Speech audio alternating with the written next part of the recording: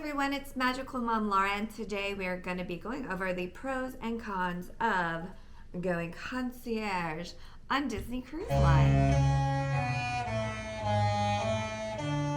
I splurged and did concierge for our Disney cruise on the Disney Magic for my husband's birthday, and wow, it was amazing. So we were on it, and he's like, "What's our next Disney cruise?" I was like, "The Treasure." He's like, "Let's upgrade it to concierge." I was like, let's do it. Needless to say, it was amazing, but let's get into the details. 130 days out from your concierge, you send an email to your concierge team. What do they call it? Like on land or something, staff.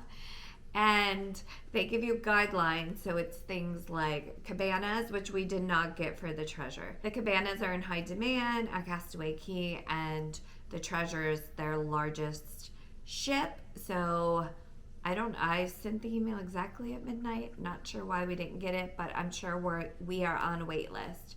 We asked for things like a Bibbidi Bobbidi Boutique, massage, private table, drinks in our stateroom. I asked to schedule a Palo on like a 1923 night so we don't miss one of the shows because it's a week cruise. I requested Palo brunch on the last sea day. Those were the big ones. There's a lot of small things that you can ask for as well, and they just take care of it all. Oh, Royal Gathering. But the big one is to get a cabana, get Palo, things like that are gonna sell out quickly, and just put your request in so when you get on board, everything is perfection. So as you arrive, we sailed out of Fort Lauderdale last time. They have a special concierge lounge, and you are very first to be let in. I think it was at 10:30. And there's a lounge upstairs. I was kind of surprised there was no like snack or food, but there were waters and sodas. I don't know, we just got waters. You get a little special gold sticker. And then you are the first to go on board. I've heard though that anyone who does like back-to-back cruises, they would go on first, and then you're the very first to go on board. So you go on to an empty ship. There's a welcome lunch for you with wine and champagne unlimited, and the concierge team comes around, greets everyone, introduces them, and goes over everything that's included with concierge. The concierge rooms are ready first. I think it was noon, maybe it was 12:30, where the other rooms are like 1, and you usually get your luggage as a priority as well. You have a beautiful concierge lounge, and in that lounge you have delicious drinks like fancy waters. You have a fancy coffee machine. There's food out all the time, which who needs more food, but it's really delicious food. There is a bar that's open at night. I think it's like 5 to 10 p.m. every night. But on boarding day, I was surprised we actually could get drinks in the lounge. So we were a little toasty that first day. I mean, it's first day of vacay, you go big. So that is a nice perk of the concierge lounge. You also have a dedicated concierge team, and they have a desk there right in the lounge, so you don't have to go down to Disney customer service, wait in line. They will take care of everything for you if you have any requests, anything at all. And they are wonderful, so attentive. They learn your names. They would ask like how your day was, how everything's going, do you need anything?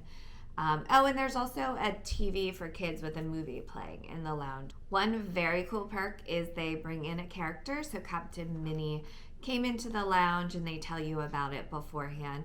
My daughter was having too much fun in the pool, so I went up and just said hi to Minnie real quick by myself. But on the Magic, the lounge is like really close to the pool. We did a 1-bedroom on the Magic, and it was incredible. It had a walk-in closet, a huge soaking tub, a huge balcony. But I do have to say, on the Magic, it was a queen bed, and we prefer king beds because our daughter always sneaks in at night, and that pull-out couch is not comfortable. So I'm excited because on the newer ships, the Wish, the Treasure, and the Destiny, which we booked in November, they have king beds in their standard concierge room. And we did not book the Destiny concierge. They were booked up on all those. So we will be in a queen bed. But the beds are more comfortable, the sheets are higher end, and a more comfortable experience for the bed. If you can imagine, because the standard Disney cruise beds are so amazing. You get, I think it's like 24 hours of internet service. You get Elemis products throughout, which is a really high end. I used to use their eye gel actually. It was like $80 for a little thing. It's a really high end product. You get robes, you get slippers. They put a little mat down at night. It says like good night and good morning or something. It's so very posh, upscale, elevated, amazing. I think two of my favorite pros, which are a surprise to me because I think they are kind of small, but this is going to come in handy on the Disney Treasure because apparently the Moana show is incredibly popular and sometimes you have to get in line like an hour before. You come down before their amazing Broadway shows into a little spot and they have waters and popcorn ready for you, and you go in the side door and the whole theater is empty and you have your choice of seat and you sit down. I think it's 30 minutes before while everyone else is lined up, and it is incredible. Like the kids all run around that they've met in the concierge lounge. I thought we would be bored, but we weren't. And just such a wonderful experience, and I'm just so excited to be able to have that and not have to stress about that on the Moana show, because we were just on the Wish, my daughter and I, and we were there. It was just two of us, luckily, and we found like the last two seats, and we were there like 5 minutes before the show because the line to the kids club was so long. So that's an amazing perk. And then the coolest thing, when you disembark the ship, I think you can put your luggage out later than the rest of the people. Go to the lounge, you get your coffee, they have breakfast items for you there, and they have a dedicated elevator. This, at least this was on the Magic, but I'm pretty sure this is offered on all of them. It's only for concierge guests, and they block it off, and you go down, and it lets off right in front where you scan your key card, and you walk right off. And it's quick and easy, an express thing, and I absolutely loved it. We loved it. The cons of Disney Concierge, there's not much. Well, obviously, the price sometimes is double the price just for a standard veranda room. So it is pricey. And then the deposit is non-refundable, unlike regular DCL staterooms. Usually, I don't know all the dates. You can go on the website and look that up. But we were going to cancel it, and they were like, oh, no, you can't with Concierge. So, and you also have to put payment in before your 130-day email. So that's kind of a bummer of Concierge. Gratuities are more. You tip extra at the end because you have a whole team to tip. I did not ask my husband what he tipped. I don't want to know. It would give me anxiety. One specific thing with the Disney Magic Concierge, the outdoor area kind of sucked. It was just like a covered area that overlooked the adult pool. So there was no view of the water, and everything was covered, and it was hot, and it was outside. I didn't see anyone ever use it.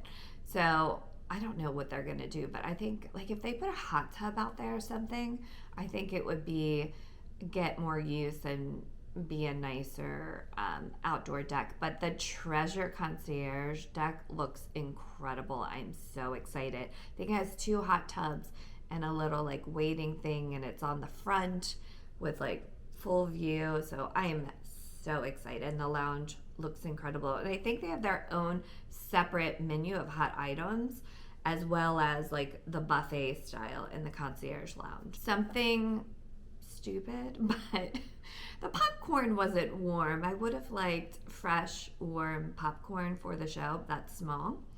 And then I would say one of the biggest cons, we were just on a 3-night cruise, and you don't experience the ship as much because you go to the lounge so much. It's quieter.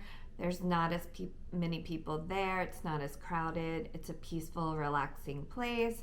You get to know the other concierge guests and the team. Like, we didn't go into the Soul Lounge or Soul Cat Lounge on the Magic. We didn't like do things like that because we had drinks and delicious drinks. Cosmos, espresso martinis, really good wine at the Concierge bar. So we would go up there and chill before dinner.